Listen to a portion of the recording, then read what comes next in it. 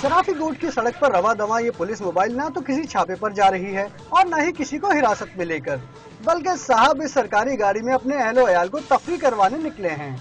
खूब बन संवर कर और नए नए कपड़े पहनकर मोबाइल में बैठे बच्चे भी सफर को खूब एंजॉय करते रहे, क्योंकि खुली और हवादार गाड़ी और वो भी पुलिस मोबाइल, तो सफर का भरम ही कुछ और होता है।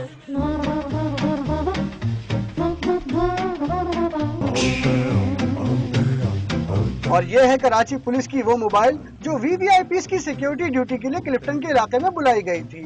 लेकिन ये क्या, इस मोबाइल ने तो चलने से ही इनकार कर दिया है। लगता है अब इसे मैकेनिक के पास ले जाना ही पड़ेगा। खैर, शामत आए बेचारे टैक्सी वाले की। इसने मोबाइल को बकरी की तरह रस्सी से बांधा और रवाना हो गया। अब सोचने की बात यह है कि जो मोबाइल चल न सके वो सिक्योरिटी ड्यूटी क्या अंजाम देगी। कैमरा टीम के साथ महराज अख्तर, डॉन न्यूज़, कराची।